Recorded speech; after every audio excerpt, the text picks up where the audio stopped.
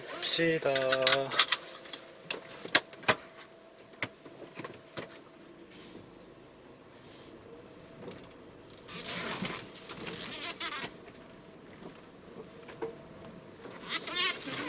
길에 주의하세요.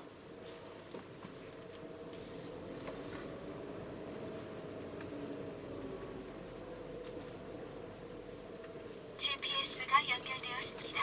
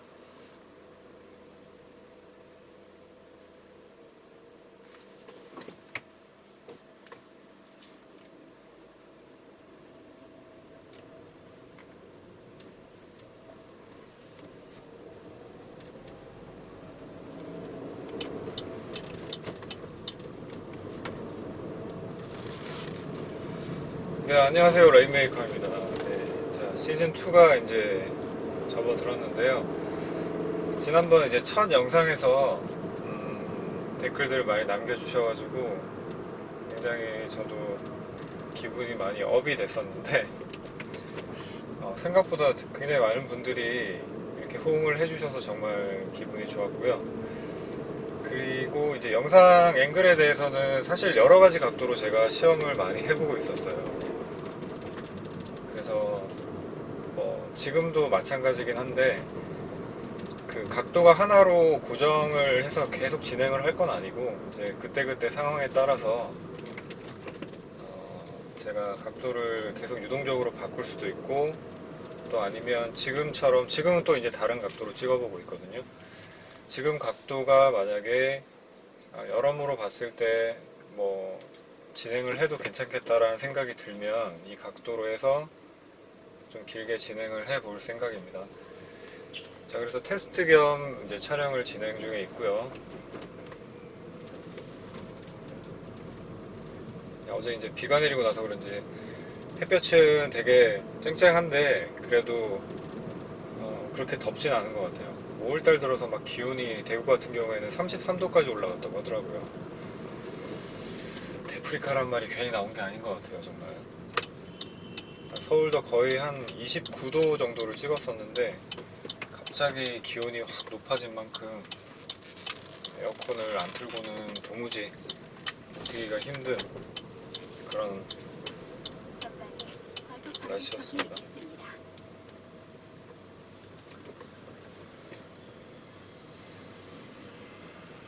주정차 단속 구간입니다.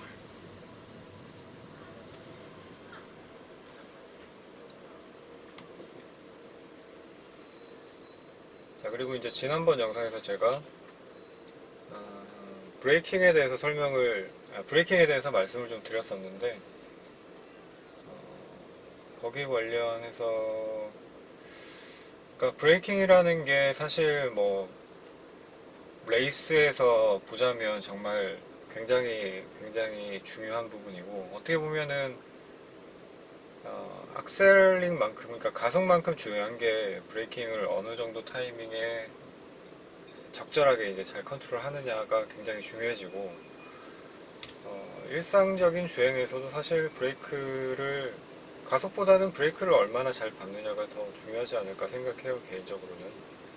그게 이제 왜 그러냐면은 우리가 과속을 하지 않고 일상적인 시내 주행에서는 그렇게 과속을 할 수 있는 상황도 잘 만들어지지도 않고, 이제 그런 것보다는 브레이크를 내가 어떻게 잘 컨트롤해서 원하는 타이밍에 밟을 수 있는지가 사실 정말 중요해지는 거거든요. 그래야 내가 원하는 지점에 정확하게 멈출 수가 있기 때문이죠. 속도를 줄일 수도 있고. 그래서 이제 브레이크에 대한 부분을 제일 처음 설명을 드렸었고, 지난 영상에서 말씀을 드렸던 테마가 결국은 뒤꿈치를 떼고 브레이킹을 얼만큼 내가 원하는 대로 컨트롤할 수 있느냐, 뭐 이런 부분이었었죠. 그 뒤꿈치를 떼고 브레이킹을 한다라는 거는 그 이후에 이제 수동차에서 구사할 수 있는 레이싱 테크닉, 뭐 힐앤토 같은 그런 레이싱 테크닉을 구사하기 위한 이제 준비 단계로서 말씀을 드렸던 부분이고, 수동차가 아닌 경우에는 굳이 그렇게 뒤꿈치를 떼고 브레이킹을 할 필요는 없지만, 그래도 강한 제동이 들어가야 되는 상황에서는 이제 어떤 경우에는 이제 운전자분들이 좌석을 뒤로 좀 많이 밀고 거의 발목 정도만 움직여서 이렇게 브레이크를 밟았다 풀었다 뭐 이렇게 하는 경우들도 꽤 많이 있으실 거예요. 그 오토 운전을 하시는 분들 같은 경우에. 수동차 같은 경우에는 이제 클러치를 밟아야 되다 보니까 마냥 그렇게 좌석을 뒤로 뺄 수는 없는데, 이제 오토 같은 경우에는 뭐 브레이크랑 악셀만 밟으면 되니까 좌석을 좀 뒤로 많이 밀어놓고 운전을 하시는 분들도 아마 계실 텐데, 그렇다고 하더라도 브레이크 페달은 발목, 그러니까 가벼운 브레이킹은 모르겠지만 좀 강한 제동이 들어가야 되는 상황에서는 발목보다는 무릎을 사용을 해서 브레이크 페달을 밟아야 된다, 이렇게 생각을 하시는 게 좋아요. 그러니까 이제 무릎의 힘을 이용해서 이렇게 강하게 밟는다는 거죠. 발목만 사용을 하는 게 아니라. 그래야 제동력이 충분히 나올 수 있고, 또 그렇게 하기 위해서는 시트가 너무 뒤로 가 있으면 이 무릎을 펴는 힘이 충분히 전달이 되지 않겠죠. 엉덩이도 뒤로 완전히 바짝 붙인 상태에서 이 시트에 대항하는 힘과 이 무릎의 힘을 이용해서 브레이크를 밟아야 진정 강한 브레이킹을 할 수 있다. 뭐 많은 자동차 전문 그 리뷰어들이나 뭐 프로 드라이버들도 공통적으로 하는 얘기 중에 하나가, 순정차의 브레이크가 그렇게 부실하지 않다라는 얘기들을 많이 해요.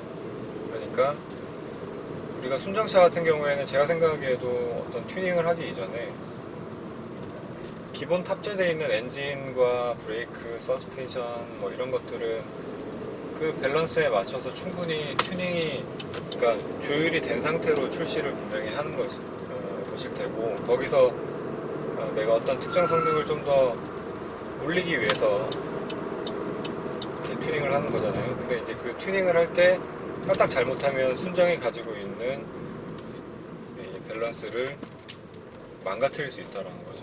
왜냐하면 그 순정차 회사에서는 그만큼 수많은 이제 시험을 거쳐가지고 밸런스를 조율을 해서 차를 출시를 했을 테니까, 거기서 내가 정말 잘 알고 어떤 밸런스나 어떤 하드웨어적인 부분이 어떻게 작용하는지에 대한 충분한 이해가 없이 튜닝을 하게 되면 그 밸런스가 깨질 수 있다는 거죠.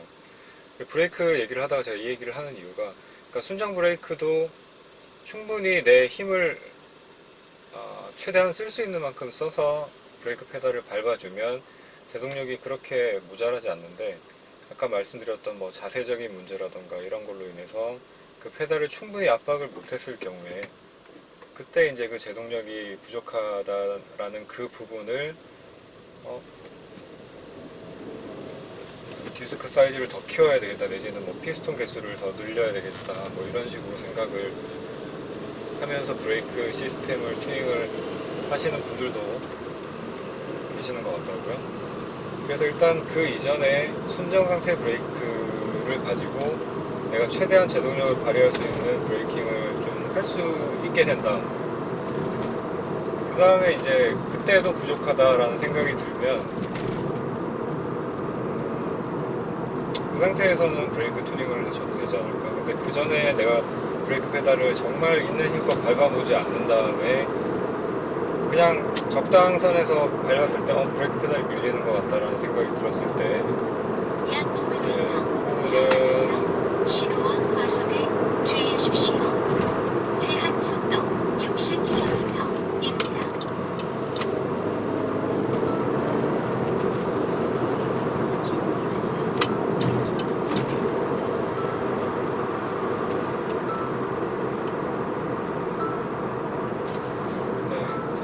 그 부분 같은 경우에는 잠시 후 신호원 과속에 주의하십시오. 그러니까 브레이크 페달을 먼저 충분히 내 차가 가지고 있는 어떤 그런 성능을 한번 충분히 끌어내 본 다음에 그때도 부족하다는 생각이 들면, 그러니까 다양하게 시도를 해보는 거죠.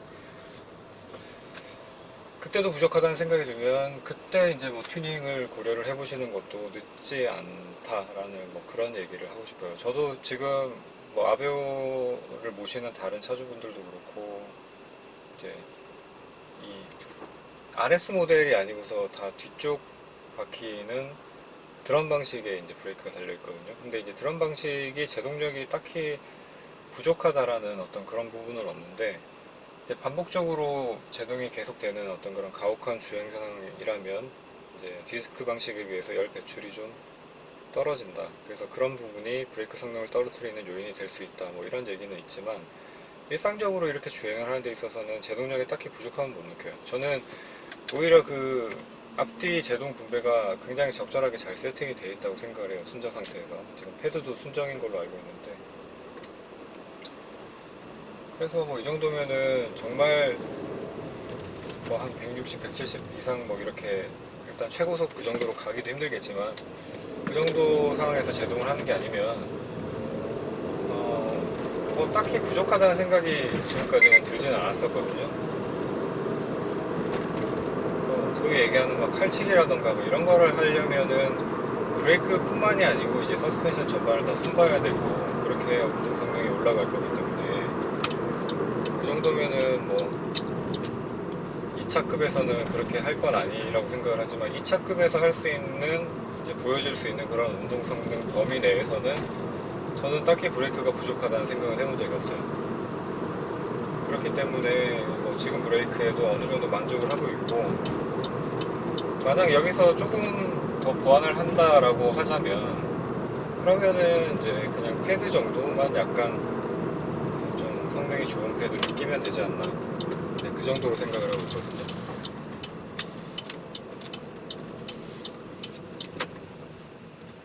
그래서 정리를 해보면 내가 타고 있는 차가 브레이크 성능이 부족하다라고 생각이 든다면 혹시 내가 제동을 제대로 못하고 있는 거 아닌가라는 부분도 의심을 해볼 필요가 있다는 거죠.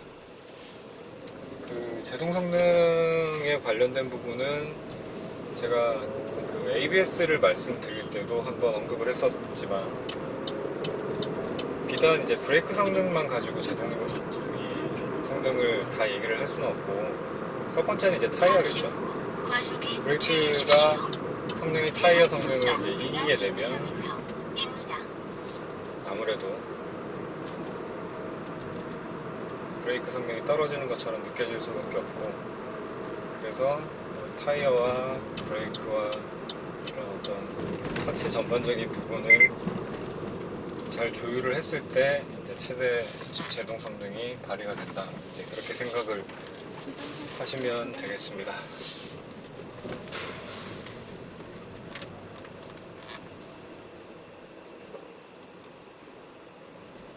자, 그리고 이제 지금 제가 타고 있는 뭐 이런 아베오라든지 일부 이제 소형차 혹은 준준형 차에서도 뒤쪽 서스펜션이 토션빔 방식이 적용이 된 차들이 이제 꽤 있죠. 골프 같은 경우에도 토션빔 방식이 적용이 된 차라고 알고 있는데, 제가 생각하기에는 지금까지 이제 주행을 해봤을 때 뒤쪽 서스펜션이 뭐 토션빔이냐 아니면 뭐 멀티링크냐 뭐 이런 거에 따라서 주행 안정성에 그렇게 크게 차이가 난다라는 거는 뭐 별로 못 느꼈어요. 근데 이제 한 가지 차이점이 있다면 제가 개인적으로 이제 느끼는 부분에서는 그게 어떤 주행 안정성에 관련된 부분이라기보다 그건 이제 세팅으로 세팅을 얼마나 잘하느냐의 문제인 것 같고, 이제 그것보다는 승차감의 문제가 더 크지 않나 싶어요. 그러니까 토션빔이 장착된 이 차량 같은 경우에는 아무래도 뒷좌석의 승차감이 떨어질 수밖에 없는 거 아닌가. 이 방지턱 같은 걸 넘을 때도 정말 양쪽 바퀴가 똑같이 균일하게 턱을 넘는 게 아니면 아무래도 한쪽으로 충격이 쏠리는 수밖에 없기 때문에, 그래서 그럴 경우에는 승차감이 좀 많이 떨어진다고 느껴지거든요. 그래서 그런 부분이 아닌가라는 생각을 일단 저는 하고 있어요.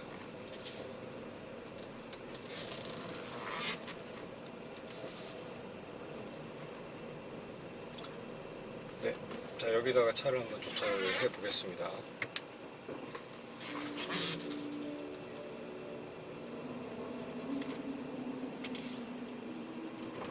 지금은 뭐 공간이 충분하니까 후진 주차를 할 때도 앞쪽으로 충분히 이제 차를 돌려서 이렇게 넣어주면 되는데, 주차에 관련된 부분도 나중에 이제 한번 다루긴 다뤄봐야 되겠네요. 질문하신 분들도 꽤 계셨고, 근데 주차 같은 경우에는 뭐 어떤 공식으로 설명을 드리기는 힘들 것 같은 게, 저도 무슨 공식 같은 걸로 주차를 배운 게 아니라서, 물론 이제 시험 볼 때는 공식으로 배우긴 했지만 그런 게 아니라서 어떻게 설명을 드리기 이해하기 쉬울지 그 부분은 좀 고민을 해봐야 될 것 같아요. 네, 자 여기서 마치고 또 다음 영상으로 다음 영상에서 또 찾아뵙겠습니다.